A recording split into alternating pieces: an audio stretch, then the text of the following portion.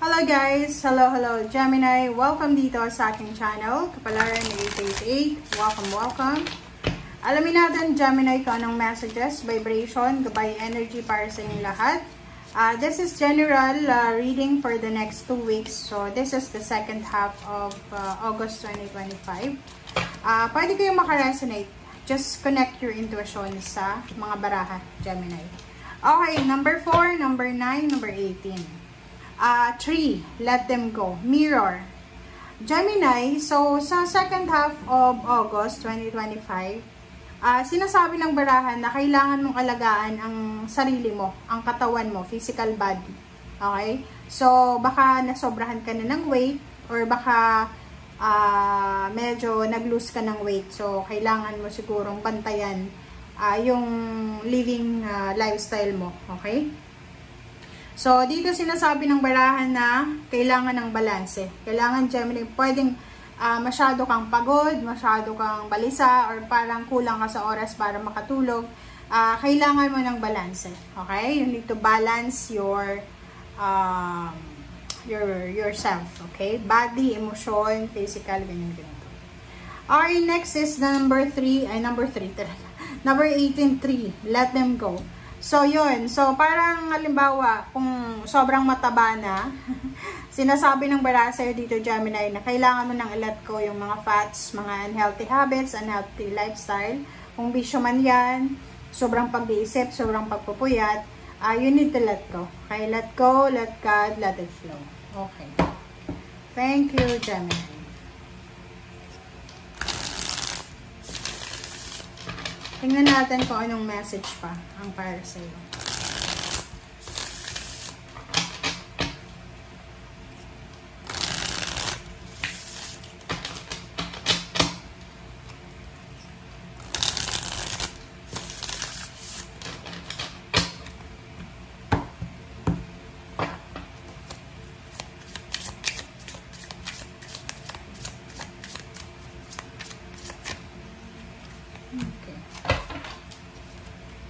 First 2 cards natin is Hangman and 4 of Pentacles.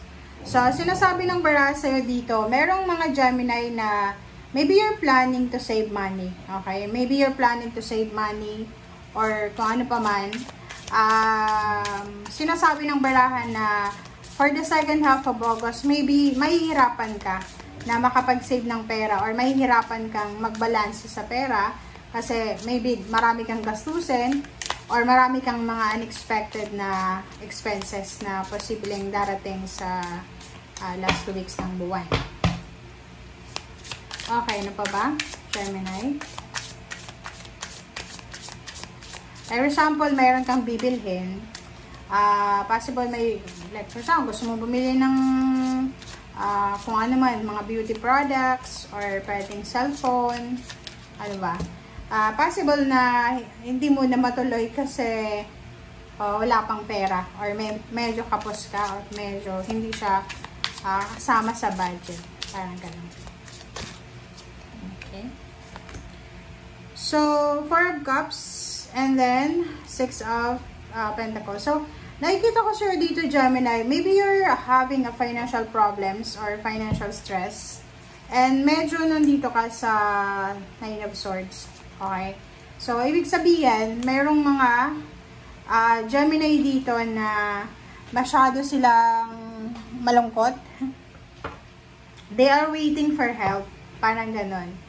Yun, you need help. Parang ganon. Or maybe ikaw ito na hinihinga ng tulong, financial, na hindi ka pwedeng makatulong because lack of money ka eh. Nag-iipon ka rin, nagtitipid ka rin. So, it's either ikaw yon, ikaw yung naghihintay ng tulong financial or ikaw yung hinihinga ng tulong financial. So, medyo disappointed ka or disappointed yung taong humihingi ng tulong sa'yo. So, meron ka, syempre pag ganun yung sitwasyon na like sa family, may mga expenses na kailangan na gawin or gastusin and hindi mo magawang tumulong. So, parang disappointed ka, diba? So, yun. Ace of Swords and 5 of Cups. Sinasabi ng barahan na posibleng isang balita, Gemini, ang darating sa'yo na pwedeng magdala sa'yo ng panghihinayang, regrets. Okay, parang wasted energy, wasted relationship, wasted promises, parang ganun. So, be careful. Alright, so, next card.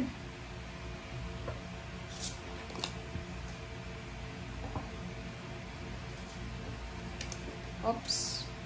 Wow. There's a last card here na the Sun. Ang ganda. Okay.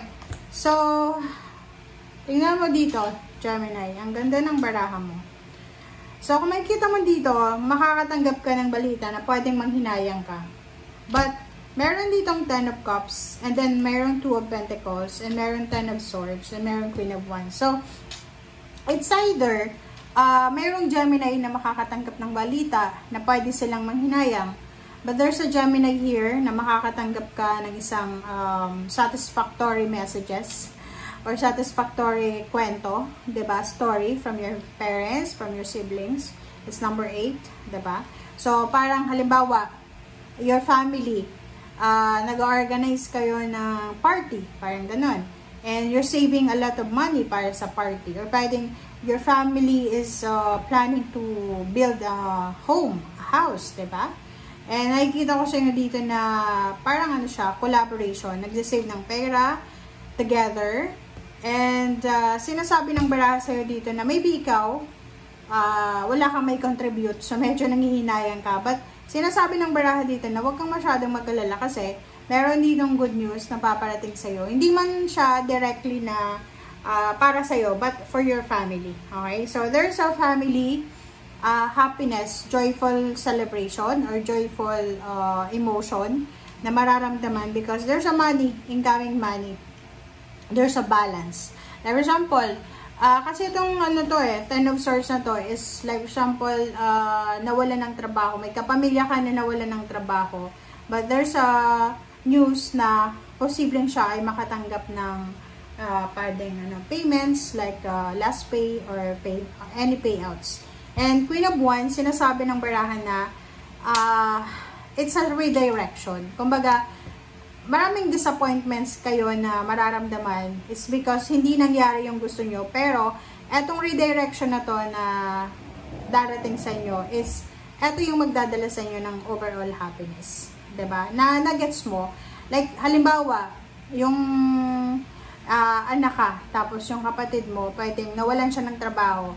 And nag-iipon pa naman kayo ng pera. And ikaw, hindi ka makapag-contribute ng pera para sa pag-ipon because maybe kulang pa rin yung pera mo. So, disappointed kayo kasi naputol yung flow ng money. But, atong the Sun, sinasabi ng barahan na hindi lahat ng endings ay parang endings na talaga. Kasi minsan, there's a new beginnings diba? Sinasabi ng baraha dito na maybe kaya nawala ng trabaho kasi nawala ng interest sa trabaho, parang gano'n. So, ang importante dito, sinasabi ng baraha na kahit anong mangyari, kahit man may negative na pagdaanan, still, you will survive, you will be happy, you will celebrate, okay, by the end of the day. Okay, thank you guys for watching. Bye!